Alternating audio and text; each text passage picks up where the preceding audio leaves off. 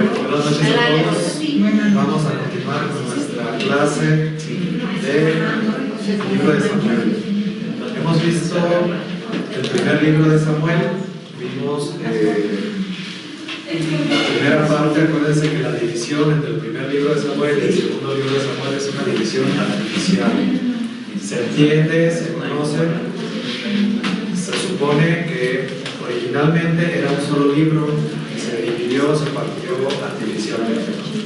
Entonces se partió artificialmente más o menos a la mitad, pero quien lo dividió pues decidió que a la muerte de Saúl ahí se iba a cortar el libro. Entonces el primer libro de Samuel, digamos que vamos a ver el reinado de Saúl, bueno, la institución de la monarquía. El tema principal es la institución de la monarquía del libro de Samuel, porque Samuel va a ungir tanto a Saúl como a David, los dos primeros reyes del reino. Entonces vimos al principio cómo Samuel unge a Saúl y después en secreto también unge a David. Vemos esta figura de David que va creciendo poco a poco, desde un jovencito que es un pastor, va creciendo, se va haciendo soldado, militar, hasta que lo hacen oficial dentro del reino de Saúl. Y entonces va creciendo la figura de David, pero poco a poco, no es de un día para otro. Y Saúl, un poco atormentado porque se ha perdido el favor de Yahvé, un poco celoso porque David empieza a ser más popular.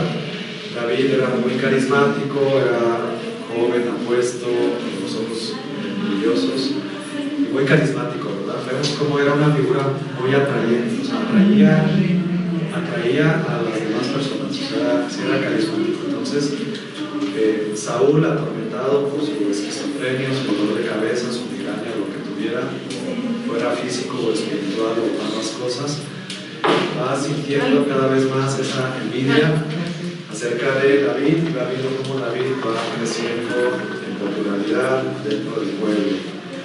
Llega un momento en que David, siendo oficial, bueno, tiene que irse retirando por los intentos de Saúl por matarlo, hasta que tiene que empezar a huir y alejarse cada vez más del rey Saúl, porque bueno, él con todo su poder lo puede matar en cualquier momento. Entonces vemos cómo la mano de Yahvé está con David, y David va creciendo y la figura de Saúl pues cada vez se va debilitando.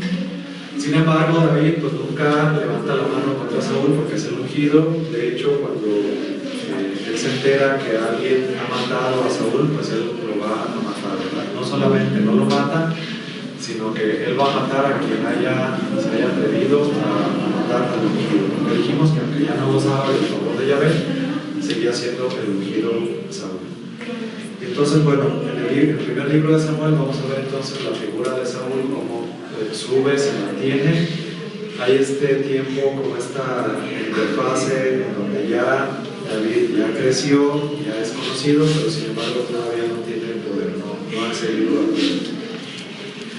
En cambio Saúl, bueno, pues cada vez se va debilitando un poco más, hasta que, bueno, en alguna de esas batallas que tiene, va a caer muerto.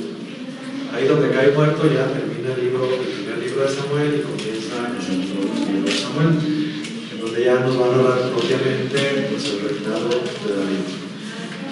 Dijimos entonces que Saúl cumplió con su misión, que era consolidar el reino, establecer la monarquía, unir el pueblo, empezar a tener algunas batallas con los filisteos y ganarlas, y eso lo va a cumplir a cabalidad. Arranca la monarquía, y a David le va a tocar tomar la estafeta de Saúl. La estafeta no va a ser tersa, no es que Saúl lo nombra como su sucesor, sino que vamos a ver ahí algunas batallas, y algunas batallas también o guerras que se llaman por la sucesión del trono. Estos textos son más históricos y hablan un poquito de estos pleitos políticos para ver quién iba a suceder a Saúl, y sobre todo después quién es el que va a suceder a David. Con David se va a expandir el reino, y con Salomón todavía se va a expandir un poco más, y va a ser la época de mayor gloria, de mayor apogeo del pueblo de Israel en toda la Biblia, ¿sí? esta etapa de David y de Salomón, o quizás desde Saúl, David y Salomón, es la etapa de mayor expansión en donde ellos van a dominar. Finalmente, por ejemplo, a los filisteos, que se consideraban que tenían una técnica más depurada, que ellos dominaban la herrería, por ejemplo, en el acero, y pues tenían herramientas de guerra más fuertes. Sin embargo, en esta época sí los van a poder dominar, o cuando menos contener o controlar para que no los atacaran. Y entonces el territorio de Israel, sobre todo en la época de Salomón, se va a expandir, va a llegar más lejos, ¿no? La unidad o la monarquía pues va a empezar a dar sus frutos, donde van a poder defenderse de los vecinos locales y se van a expandir un poco más. Nunca Israel va a poder pelear o combatir contra los imperios. Una cosa son los pueblos vecinos, que los filisteos, los amorreos, los jebuseos, los cananeos, estas pequeñas tribus vecinas locales, y otra cosa es el imperio asirio, babilonio, egipcios. O sea, Israel nunca puede derrotar a un imperio, ¿no? Más bien los imperios son los que eventualmente van a venir a derrotar a Israel. Pero estas batallas locales con estos pueblos vecinos, pues en esta época van a expandirse, van a establecer más o menos su territorio y van a mantener un poco de paz y de crecimiento, pues también económico y sobre todo pues político. Se estructuran como sociedad civil, y bueno, pues establecen su reinado. En el capítulo 1 del segundo libro de Samuel, bueno, vamos a ver, dice después de la muerte de Saúl. Entonces, pues tenemos aquí esta parte en donde le dan la noticia cómo fue muerto Saúl, y David en el capítulo 1 pues va a matar al mensajero, ¿verdad? Quien le llevó la noticia de que él mismo mató al ungido. David lo va a mandar matar, porque dice, bueno, tú mismo dijiste, yo maté al ungido de Yahvé, dice en el 1:16. Entonces por su propia boca va a morir el mensajero, quien le puede llevar la noticia de que había matado a Saúl.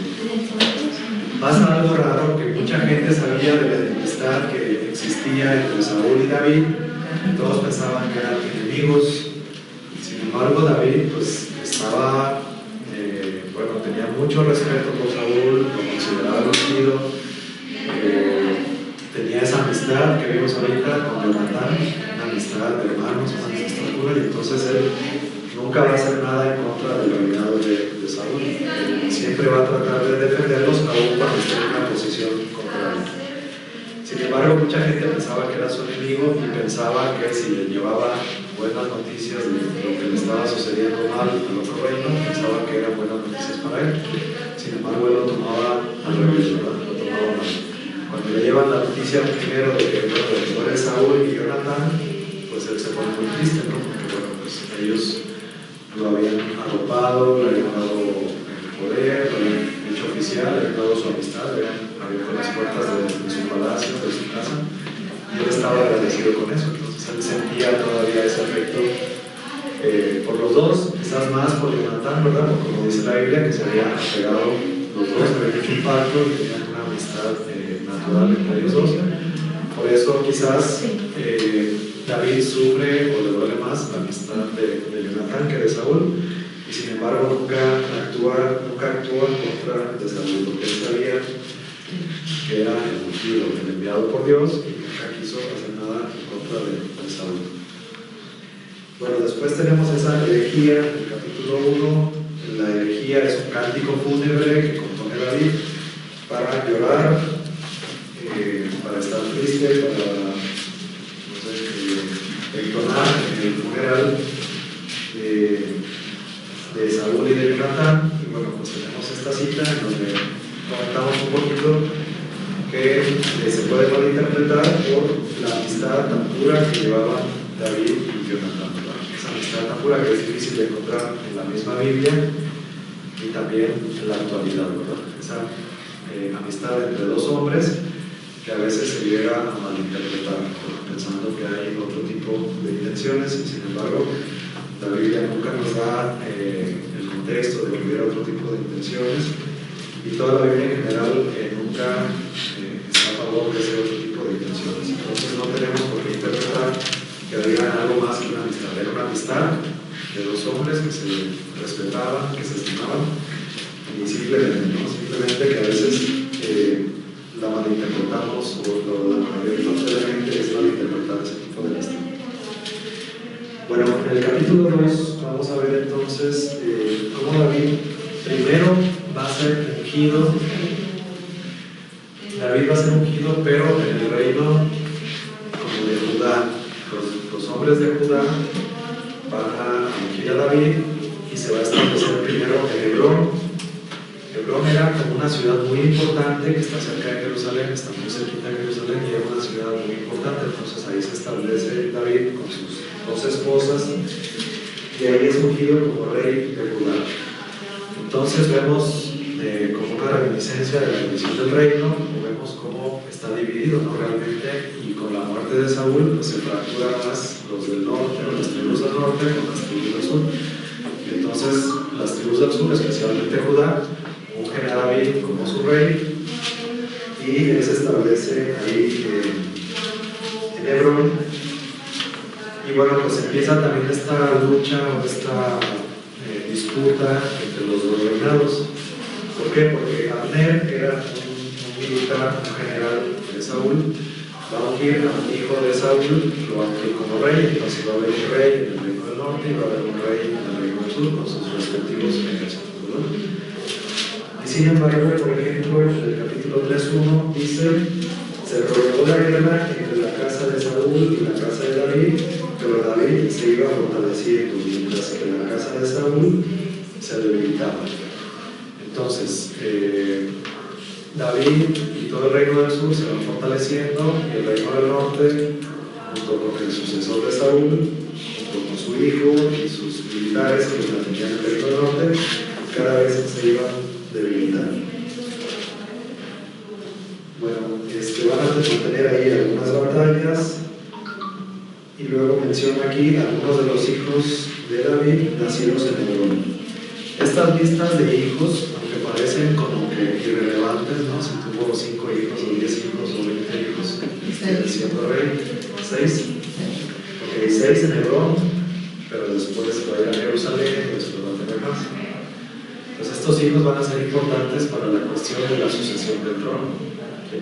¿Quiénes tienen derecho a la sucesión del trono de David? Y realmente quién es el que se va a quedar como rey. Entonces por eso los ponen, sobre todo, ¿no? O sea, aquí es un relato histórico que narra por los inicios de la monarquía, pero también es importante en los anales también la sucesión del trono, la historia de los conflictos, los poderes, las luchas de poder dentro de los hijos, de los herederos, de los que tienen derecho al trono, cómo se pelean entre ellos, cómo se matan entre ellos, ¿no? Estas luchas de poder muy fuertes para ver quién va a suceder al trono a su padre. Bueno, después tenemos una ruptura entre Abner e Isbaal. Isbaal es el hijo de Saúl que había sido proclamado rey en el reino del norte, en el reino del norte de esa época. Y bueno, pues tienen ahí un malentendido y entonces Abner, que era el militar más importante del reino del norte, trata de negociar con David. Como que ya, de todos modos, David tenía fama, ya era popular, y era cuestión de tiempo de que también el reino del norte, bueno, pues también ungieran a David como su rey. Entonces el militar, Abner, que era el más importante del reino del norte, baja con David a negociar, establecer un pacto para que ya David también sea proclamado rey del reino del norte. Establecen un pacto, pero uno de los veteranos de David, por ahí van a encontrar la frase veteranos de David, que eran como de sus militares más cercanos, como sus guerreros más fuertes. Ese grupo recibe una frase, son los veteranos de David, que eran muy buenos militares, muy leales, que defendían a David en todas sus batallas y más adelante en su reinado. Entonces hay uno de ellos, Joab, que no le gusta que establezca esta alianza, y entonces él va y mata a Abner, que era el oficial de Joab, el hijo de Saúl. Y entonces después también Baal va a ser muerto por estas intrigas, por estos militares que van a montar el reino del norte. Y ya vamos a ver cómo en el capítulo 5, vamos a ver cómo también el reino del norte va a nombrar a rey a David. Entonces ya había sido David ungido como rey en Hebrón, y en el capítulo 5 vamos a ver también cómo después de la muerte del hijo de Saúl, también el reino del norte también deciden que David sea su rey. Una vez que el reino ha sido unificado, porque ya los dos lo han ungido como rey, ahora sí David es rey, digamos, de todas las tribus, de toda la región, tanto de las tribus del norte como de las tribus del sur. Entonces David lo que va a hacer es que va a tratar de conquistar una ciudad jebusea que se llama Jerusalén. Hebrón está muy cerquita de Jerusalén. En esa época Jerusalén era una ciudad jebusea, era una ciudad extranjera. Jerusalén no fue inicialmente construida por los israelitas, era una ciudad que ya existía por los jebuseos, que era una tribu local. Entonces David, bueno, vamos a ver algo también interesante. David siempre consulta todo lo que va a hacer, le va a consultar a Yahvé qué es lo que tiene que hacer, si tiene que subir el Hebrón, si tiene que conquistar a Jerusalén o no. Y Yahvé le va contestando, ¿no? Pero bueno, a diferencia de Saúl, que pues ya después ni le consultaba nada, ¿no? Al principio él mismo ofrecía los sacrificios, o le preguntaba, pero ya después le ofrecía nada mal, como que se sentía ya que no necesitaba a Yahvé para consultarle si podía aventarse o aventurarse en todas y cada una de sus batallas. Era una práctica común. Acuérdense, en esa época había muchas guerras y cada pueblo pues tenía sus propios dioses, entonces era común que cada pueblo le preguntaba a su dios o le ofrecían sacrificios a sus dioses para que les estuviera ahí bien la batalla. Entonces, bueno, aquí David siente fuerza al ser apoyado también por el reino del norte, y entonces va y combate a los jebuseos, que dice, por ejemplo, en el 5:7, pero David conquistó la fortaleza de Sion, que es la ciudad de David. Entonces Sion es un cerrito sobre el cual, o a un lado del cual, estaba esta pequeña ciudad jebusea. David va y la conquista y todavía la hace la muralla, ¿verdad? Como que no estaba amurallada originalmente, pero sí había una pequeña fortaleza, ¿no? Porque dice ahí, David conquistó la fortaleza de Sion. Entonces pasa a ser la ciudad principal por su belleza arquitectónica, por su estructura, o qué es lo que la vuelve como pues porque ahí va a vivir David, ¿no? Ahí dice que se le llama la ciudad de David. Entonces, al David conquistar esa ciudad, la establece como su ciudad, como la capital del reino, y entonces por eso va a adquirir esa importancia de Jerusalén. Pero antes de eso, era una ciudad extranjera. Antes de Jesús, de que David la toma, era una ciudad extranjera. Y también se le conoce como ciudad de David, la ciudad de David. O sea, Jerusalén, otro sinónimo es ciudad de David. Otro sinónimo también es Sion. A veces también los textos bíblicos, cuando hablan de Sion, también es un sinónimo de Jerusalén. Originalmente estaba un cerrito, y no estaba en el mero cerrito, estaba como a un lado del cerrito. Pero un sinónimo de Jerusalén es Sion, ¿verdad? Alégrate, hija de Sion. Hay expresiones así en la Biblia, en el Nuevo Testamento también. Hija de Sion, o Sion, siempre que hablen de Sion, se refieren a Jerusalén. Y al ser Jerusalén también la capital de Judá o de Israel, bueno, pues también se refieren a todo el pueblo. Cuando escuchen Sion, luego lo pueden convertir a Jerusalén. Es un sinónimo de Jerusalén. Bueno, ahora menciona los hijos de David en Jerusalén. Somos 10 en Jerusalén. Jerusalén otros 10 más, aparte de los que ya tenían en Hebrón. Lleva 16. Ahí apenas hasta ahí lleva 16. Bueno, esto para que vayamos viendo la sucesión de cuál de esos 16, y eso es hasta ahí, hasta ese momento, va a suceder el trono nacional. Después vamos a tener una serie de victorias contra los filisteos, así como hubo con Saúl. Y en algún momento en el capítulo 6 vamos a ver cómo manda a llevar el arca de la alianza, la manda a llevar de donde estaba a Jerusalén. La tenían en una ciudad, ¿se acuerdan? Ya la habían recuperado cuando la perdieron con los filisteos en la época de los jueces, y después la recuperaron, ya estaba en su poder, pero estaba en el santuario. Aquí ya David ordena que vayan los sacerdotes, carretas nuevas y todo para traerla a Jerusalén, que ya era su capital, ¿no? Al moverse ya David de Hebrón a Jerusalén, entonces ya la va a establecer como su capital, y él quiere que el arca de la alianza esté cerca de donde está en su palacio. Y bueno, hace todo lo posible. Hay un texto interesante ahí, después de todas estas victorias militares que tiene David, y después de que entra con el arca de la alianza, que representaba a Yahvé, ¿no? Parece que el arca representaba a Yahvé, era como si Dios mismo estuviera ahí en medio de ellos. Y entonces empiezan a saltar, ¿no? En el 6:16, por ejemplo, dice: cuando el arca de Yahvé entró en la ciudad de David,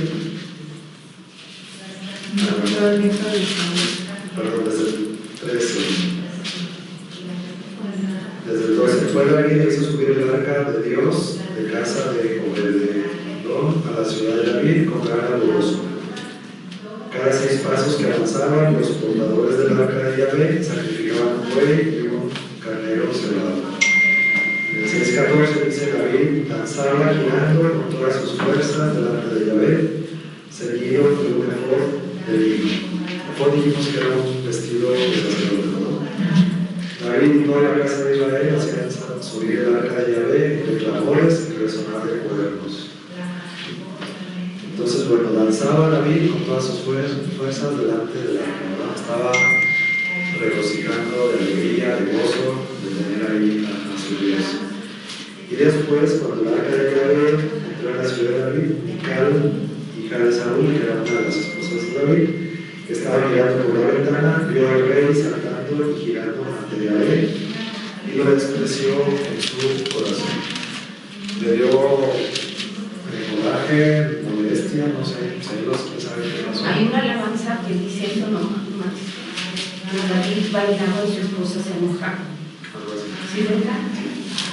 Entonces su esposa se enojó, y a partir de ahí van a tener un disgusto, y ya después David, bueno, ella ya nunca le va a poder dar otro disco, ya se enojan ahí como que definitivamente. ¿Quién sabe qué sentimiento o la discusión que tuvo, o celos? No sé. A lo mejor no era muy religiosa, picada, o no sé, le dio mucho coraje de ver a David danzando de alegría. Es un poco extraño, ¿verdad? Pero hay gente que a lo mejor le molesta. A lo mejor no era muy espiritual o muy religiosa, y de como celos, coraje. A veces así pasa, ¿verdad? Cuando hay gente que no está muy cercana a Dios, y cuando uno anda con estas cosas, entonces uno le da coraje. No les da coraje. Sí pasa.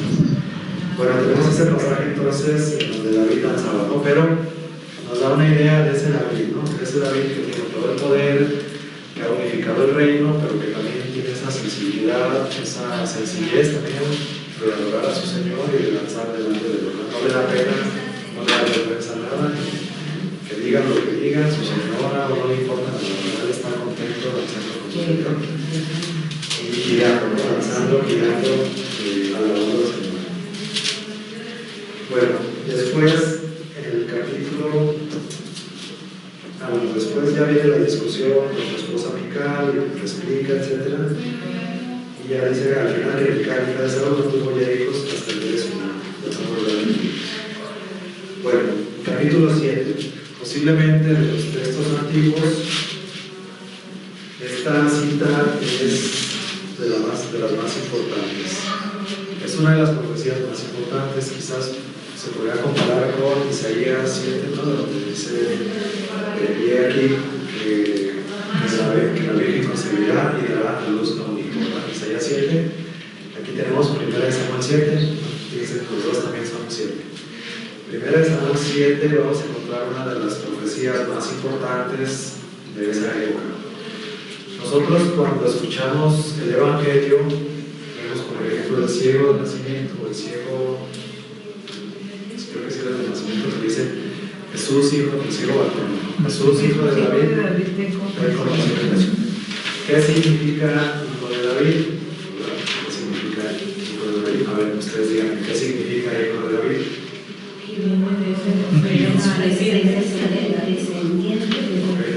Sucesor. Está bien, tiene que ser un descendiente de David. ¿Y eso qué? ¿Y eso qué? ¿Había habido muchos reyes o no? Sí. Porque era importante que Jesús fuera descendiente de David.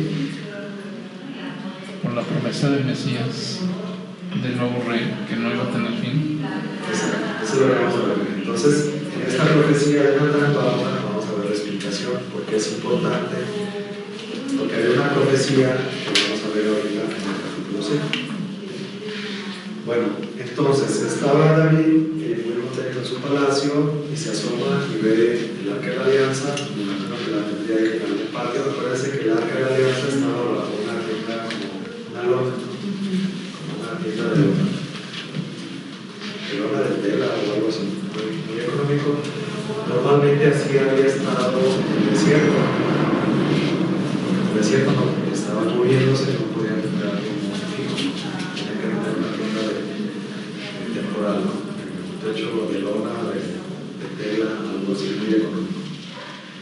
Entonces David en su palacio volvió a ver la tienda y se le ocurre una idea, ¿no? Dice, bueno, yo estoy aquí en el palacio de cedro y mi señor, o la que la alianza, ante quien él había lanzado unos días antes, dice, está nomás debajo de una tienda de lona, ¿por qué no le construyo una casa a mi señor?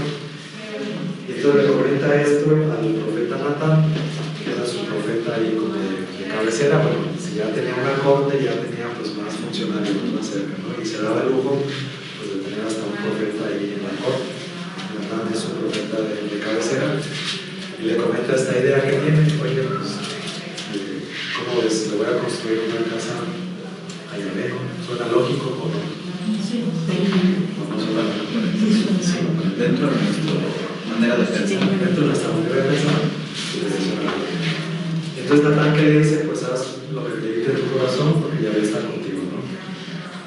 Natán sabe que también David es un ungido por el Señor, está lleno del Espíritu, etc. Y dice, bueno, si a él se le ocurrió eso, pues seguramente es por algo, ¿no? Entonces dice, pues haz lo que te dicte tu corazón, ¿no? Adelante, ¿no? Él en ese momento no sabe decir, pues si sí o si no. Pero en la noche le habla Yahvé a Natán, que es un profeta. Acuérdense que los profetas es hablar de parte de Dios. Entonces en esa noche Yahvé se le manifiesta a Natán y le dice, dile a mi siervo David, ¿no? ¿Qué es lo que le va a decir? Entonces vamos a verificar que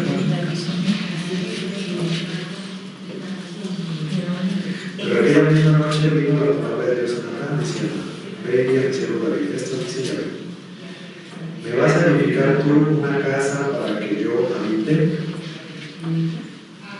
No he habitado una casa desde el día en que hice subir a los israelitas de Egipto hasta el día de hoy, sino que he ido de un lado para otro una tienda, un refugio.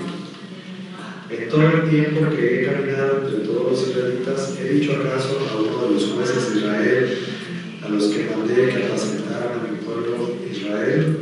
¿Por qué no me edifican una casa de cedro?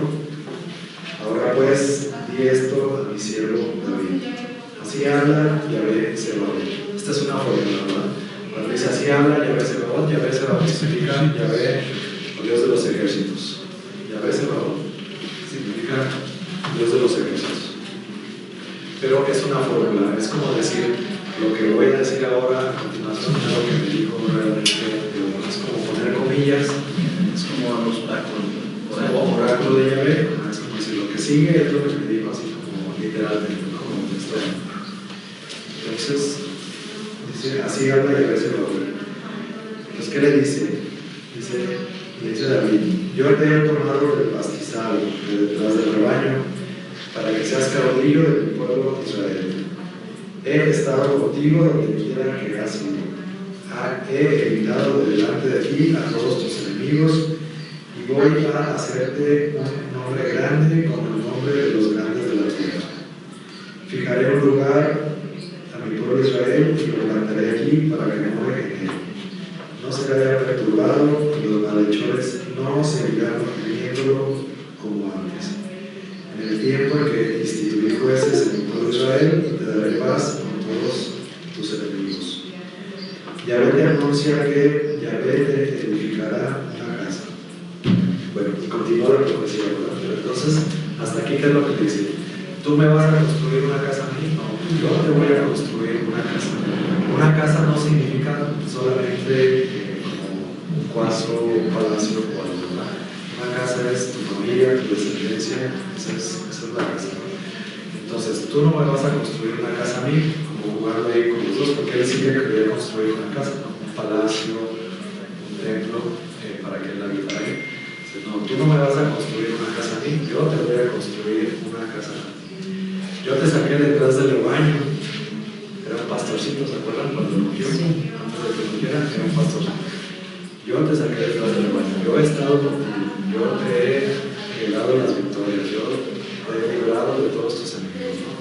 Como diciendo, yo te he bendecido y estás donde estás porque yo quise que tú estuvieras ahí, no es al revés, no es por tus méritos propios, ¿no? Sino yo te he puesto, ¿no? Yo te tomé, tú eras nadie, tú eras alguien muy sencillo, y yo te tomé de ahí y te he puesto en el lugar en el que tú estás ahorita. Entonces no es que tú me vas a construir una casa a mí, como diciendo, yo no necesito una casa, pero más bien yo te voy a construir una casa. Y entonces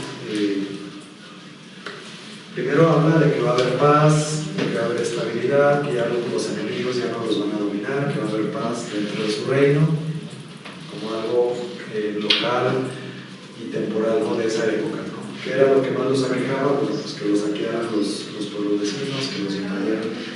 Entonces primero viene esa promesa de que van a tener paz en su pueblo, ¿verdad?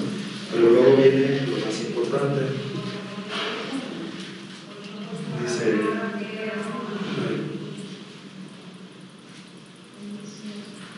en el tiempo en que instituí jueces en el pueblo de Israel, te daré paz con todos tus enemigos. Yahvé te anuncia que Yahvé te edificará una casa. 7:12. Y cuando tus días se hayan cumplido y te acuestes con tus padres, afirmaré después de ti la descendencia que saldrá de tus entrañas, y consolidaré el trono de tu realeza. Él constituirá una casa para mi nombre, y yo consolidaré el trono de su realeza para siempre. Yo seré para él padre, y él será para mí hijo. Si hace mal, lo castigaré con vara de hombres y con golpes de hombres, pero no apartaré de él mi amor, como lo aparté de Saúl, a quien quité de delante de mí. Tu casa y tu reino permanecerán para siempre ante ti, tu trono estará firme eternamente.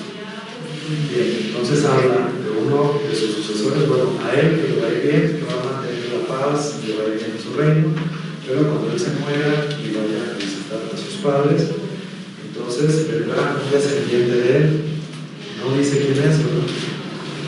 Y uno pensaría, bueno, en esa época pensaban pues, que su hijo inmediato iba a ser su sucesor, pero es un descendiente del cual o cuyo reino va a permanecer para siempre. Fíjense, para siempre. Entonces, esa palabra eternamente, o sea, es que su reino va a permanecer para siempre. Y entonces esa es la gran promesa. La gran promesa es que un sucesor de David va a reinar para siempre, ¿no? Tiene ahí la fórmula de yo seré para él un padre y él será para mí un hijo. Bueno, es una fórmula como de adopción, como cuando alguien adopta a un niño, yo voy a ser para mi padre y yo voy a ser para mi hijo, pero pues en el contexto o a la luz de Cristo que nosotros entendemos y interpretamos esta profecía, ¿verdad? Un descendiente de David, Jesús, cuyo reino va a permanecer eternamente. Y entonces pasamos de una promesa simplemente temporal, a lo mejor ellos pensaban simplemente mantener el reino, de que no los invadieran, a un reino eterno.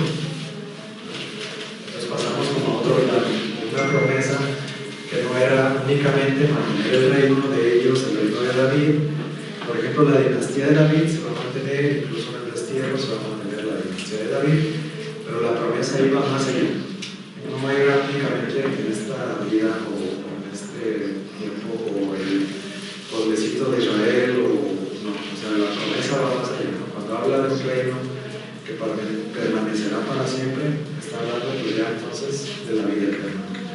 Y entonces adquiere sentido todo, ¿no? Las promesas en Jesús, cómo se ven cumplidas, y entonces por eso era importante el título mesiánico del hijo de David. No solamente un descendiente de David, no solamente alguien que podía gobernar Israel, sino alguien cuyo reino permanecerá eternamente. Fíjense cómo cuadra todo, ¿no? O sea, de repente estas profecías encajan todo y cómo Jesús va cumpliendo todas estas profecías y todos estos requisitos. Y entonces, a la luz de Cristo, cuando interpretamos estos textos, pues todo adquiere sentido, ¿no? Vemos cómo se cumple Jesucristo nuestro Señor, estas profecías que ellos lo anunciaron. Y a lo mejor ellos limitadamente o a lo que ellos entendían o a lo que ellos conocían, pero cómo Dios inspira a los escritores sagrados para que vayan poniendo estas palabras, ¿no? Si hemos criticado en otros textos como a lo mejor la parte humana, ¿no? A veces permea en los textos, aquí al revés, ¿no? Aquí vemos cómo la parte divina, cómo el Espíritu Santo iluminó al profeta Natán para que dijera estas palabras, ¿no? Para que profetizara no solamente de que iba a reinar, de que iba a ir bien y a su hijo Carnal bien, sino que establecerá un reino eterno, un reino que permanecerá para siempre. Y entonces, pues más adelante, David hace una oración y también le agradece. Por ejemplo, en el 7:22, él hace una oración, le da gracias a Dios por eso que ha recibido. Por eso eres grande, Señor, ya ve, nadie como tú, no hay Dios fuera de ti.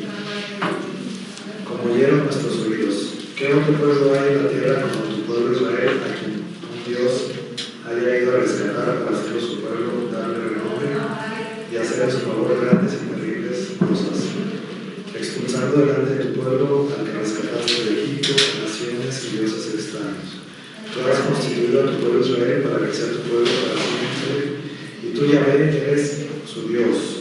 Y ahora, Yahvé, Dios, mantén firme eternamente la palabra que has dirigido a tu siervo y a su casa, y haz seguro lo que has dicho.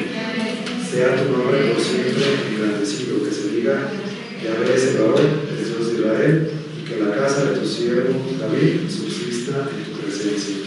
Ya que tú, Yahvé es el varón, Dios de Israel, has hecho esta revelación a tu siervo diciendo, yo te edificaré una casa, por eso tu siervo ha encontrado valor para adorar en tu presencia. Ahora, Señor Yahvé, tú eres Dios, tus palabras son verdad y has prometido a tu siervo esta dicha. Dígnate pues bendecir la casa de tu siervo para que permanezca por siempre en tu presencia. Pues tú, Señor Yahvé, has hablado y con tu bendición la casa de tu siervo será eternamente bendita. Entonces se repite, ¿verdad? La bendición eterna. Varias veces eternamente será bendecido eternamente. Cuando también tenemos que entender que en esta época del rey David, en el año 1000, todavía el concepto de eternidad, el concepto de vida eterna todavía no estaba muy bien desarrollado. Apenas era incipiente, ¿verdad? Apenas había como algunos indicios, pero en esta época todavía no estaba bien desarrollado el concepto de eternidad. Entonces, cuando habla de eternidad, de un reino eterno, pues como Dios inspira al profeta para que mencione ahí, y entonces tenemos esa profecía donde nosotros vemos el cumplimiento de Jesús, ¿no? ¿Cómo se habrá interpretado en esa época que la vida eterna no estaba totalmente desarrollada o comprendida, que ya va a ser un concepto ya posterior, sobre todo ya muy cercano a la época de Jesús? Pero como desde entonces tenemos estos textos que hablan de la eternidad y de esta promesa. Entonces, por eso es importante que Jesús sea el hijo de David. Por eso es importante que Mateo en la genealogía pasa por David a Jesús. ¿Por qué es importante? Por esta promesa. No porque sea el hijo de un rey, por alcurnia o por familia o por cosas así. Por esta promesa. Lo importante de que Jesús sea el hijo de David es que es esta promesa. ¿Por qué? Porque Dios le prometió a David que uno de sus descendientes descendientes iba a reinar eternamente. ¿Sí alcanzamos a entender? Alguien va a reinar eternamente. Un rey eterno. ¿Quién es? Pues Jesús. Bueno, es Jesús. ¿Cómo ven? ¿Comentarios? ¿Qué se les viene a la mente con estos textos? Se me viene a la mente, el pueblo de Israel pide un rey. Sin embargo, Dios en su plan original ya tenía pensado en un eterno. Quizá el plan del Señor era seguir con un gobierno a través de jueces y la necesidad del pueblo de Israel, como todos nosotros que somos a veces necios de permanecer en el pecado. Creo que eso es lo que hace que haya esa renovación del reino, por así decirlo. Sí, correcto. Este es un buen comentario. Nosotros tenemos la festividad de Cristo Rey. Cristo Rey es el último día del calendario litúrgico. Entonces, como Dios se vale de estas circunstancias que parecerían malas, ¿verdad? Que parecería como un rechazo a Dios. Sin embargo, Dios como que los tolera. Bueno, dice Samuel, no quieren un rey, darles un rey. Pero Él tiene ya su pedagogía, ¿no? Su plan. Y es una enseñanza, ¿no? Cómo es la historia de la salvación, la economía de la salvación, cómo nos va administrando poco a poco esa salvación y cómo se nos va dando a conocer a nosotros y a su pueblo, ¿no? A lo largo de la historia. Entonces sí, querían un rey humano y resulta que sí les va a dar un rey, pero un rey eterno, ¿no? Eso es lo que nos va a dar Dios a través de su Hijo Jesucristo. Pero ellos en ese momento no lo sabían. Y aún Samuel pensaba que estaban en contra de pero como aún a pesar de lo que parecería malo, Dios va llevando su plan de salvación. Aquí en qué año estamos viviendo esto.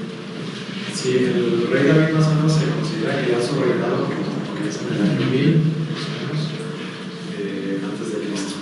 Entonces, poquito antes, a lo mejor, cerca del año 1030, 1020. Entonces, lo que se me hace una maravilla que tanto tiempo antes ya está la profesión. Pues sí, 2000 años. 1000 años antes de 1000 años antes de que naciera. Hay en ese comentario que dice que hay ¿cómo se dice? La cuestión inmencional de los tiempos, ¿no? Como para Dios el tiempo es así de corto y como para nosotros es muy largo en este plano físico que tenemos. Sí, y cómo Dios se va valiendo de los profetas y de los escritores sagrados, ¿verdad? Dios se vale de ellos y ahí es donde entra la inspiración, y es lo que tenemos que tener bien claro de la inspiración. Si bien es cierto que los textos son escritos por hombres, pero también están inspirados por Dios, y esa inspiración pues a veces los desborda, pues más allá de su conocimiento o de lo que va a suceder más adelante, ¿no? Entonces, esa inspiración, a lo mejor él no sabe por qué eternamente, o él pensando a lo mejor muy humanamente, ¿verdad? No, pues sí, van a durar muchos años, los reyes van a durar muchos años, ¿no? Pero el Espíritu Santo sabe por qué está poniendo esas palabras, ¿no? Un reino que durará para siempre, un reino eterno, pensando ya más en la vida eterna. Entonces Dios inspira y a veces los mismos profetas o los mismos escritores sagrados no saben exactamente porque no se han revelado todas las cosas, ¿no? Y entonces ya cuando pasa el tiempo, entonces ya más bien nosotros vamos viendo entonces por qué habla del reino eterno, por qué habla de aquí que la Virgen concebirá y dará a su hijo, etc. Entonces, pero a veces hasta muchos años después nos damos cuenta de la revelación hasta que van sucediendo las cosas. O sea que ni siquiera ellos a veces comprendían lo que Dios los incitaba a escribir. No en su totalidad, no en su totalidad. Y es que también hay como varios niveles de intención o de interpretación. A lo mejor ellos tienen un primer nivel de su contexto, de lo que están viviendo, pero hay otro nivel más profundo o cosas que van a suceder todavía mucho más a futuro, ¿no? Y eso, a lo mejor eso no alcanzan a ver. Es como en Isaías, él ve aquí que la Virgen concebirá y dará a su hijo. Él ve una doncella muy jovencita que está encinta, pero ni siquiera sabe quién es. Uno dice, bueno, a lo mejor era la esposa del rey, o a lo mejor era su esposa, pero si hubiera sido la esposa del rey, él diría eso, es la reina, ¿no? Pero él no sabe quién es, pero posiblemente o muy seguramente tiene esa visión de una mujer jovencita, pero él no sabe quién es. Entonces su profecía nada más se quedaría aquí, que la Virgen concederá y dará a los hijos, porque es hasta donde llega su comprensión. No sabe quién es, pero sí posiblemente sí la vio en esa visión. Entonces la describe a como él entiende o a como él puede, a su capacidad, pero tiene esa visión. Y entonces hay cosas que los desbordan, ¿no? O sea, la inspiración, acuérdense que no es dictado letra por letra, palabra por palabra, sino la inspiración. Dios utiliza las capacidades, las habilidades, el lenguaje de los profetas y de los escritores sagrados. Dios respeta eso. Dios dejaría de ser de Dios, o lo que más respeta a Dios es la libertad del ser humano. Y nunca se valdría de tomar a alguien, hacerlo como un robot para que escribiera. No, así no es la inspiración de Dios. Respeta siempre la libertad. Pero sí inspira, toma a alguien especial y lo inspira para que tenga el entendimiento, la claridad, la voluntad y lo asiste en todo el proceso de escritura. Entonces, a veces esa inspiración va más allá de lo que ellos alcanzan a comprender, porque ellos no saben lo que va a suceder más adelante. Entonces va más allá, pero ellos tienen su conocimiento o su intención o su interpretación a lo mejor más local o más temporal. Su rey o algo más limitado a la historia de la salvación, que es más grande o más amplia a lo largo del tiempo. Como decir, hacer de los corazones para que los sentidos expresen lo que Dios hace sentir, ¿no? Algo así, a través de las cualidades de cada uno de los místicos, pues en este caso. Sí, muy bien, ¿qué más Hay personas que, por ejemplo, bueno, ven las dos líneas, ¿no? de profecía, la de María y la de David. Entonces dice, bueno, ¿por parte de quién es la venida de Cristo? ¿Por parte de María o de David? Si José no era un padre biológico. Sí, en el Evangelio de Mateo tenemos más la línea, o desde el punto de vista de David, o sea, la línea genealógica de David a José. Y en la parte de Lucas vemos más desde el punto de vista de la mujer. La verdad es que, bueno, en el pueblo de Israel, cuando alguien adoptaba a un hijo, como dice ahí, yo seré para ti padre, tú serás para mí, una adopción legal, y tenía todos los derechos iguales, no era que valía menos. Un hijo adoptivo valía lo mismo que un hijo biológico, o sea, no había distinción. Y estaba establecido el proceso de adopción.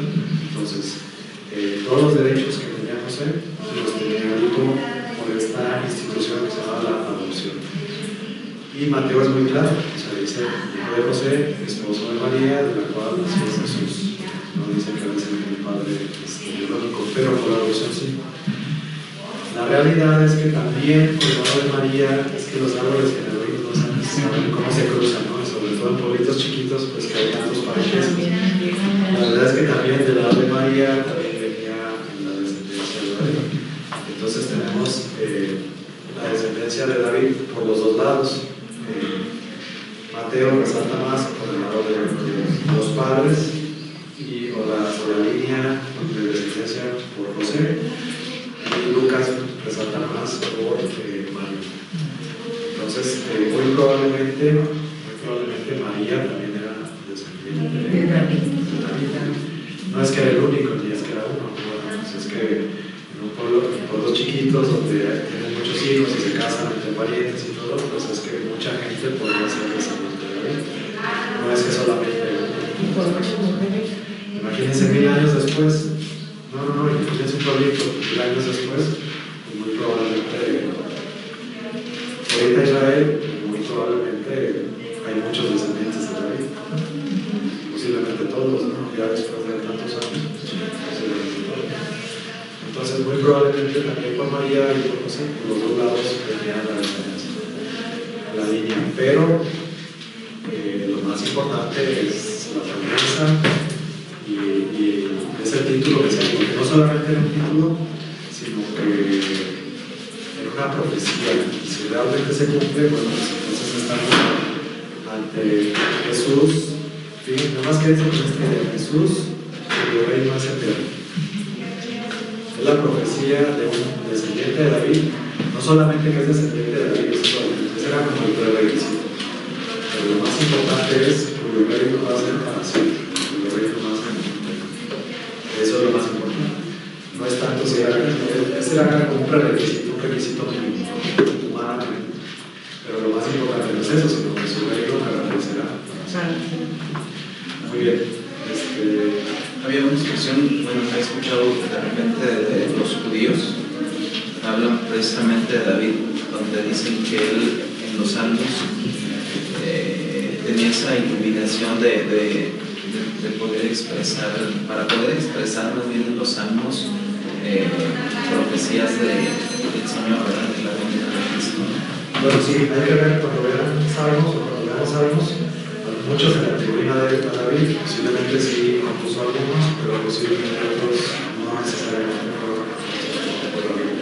Aunque diga ahí Salmo de David, ya era como que se le atribuían a David, pero no necesariamente por eso. Muy bien, nos ponemos de pie para hacer la oración.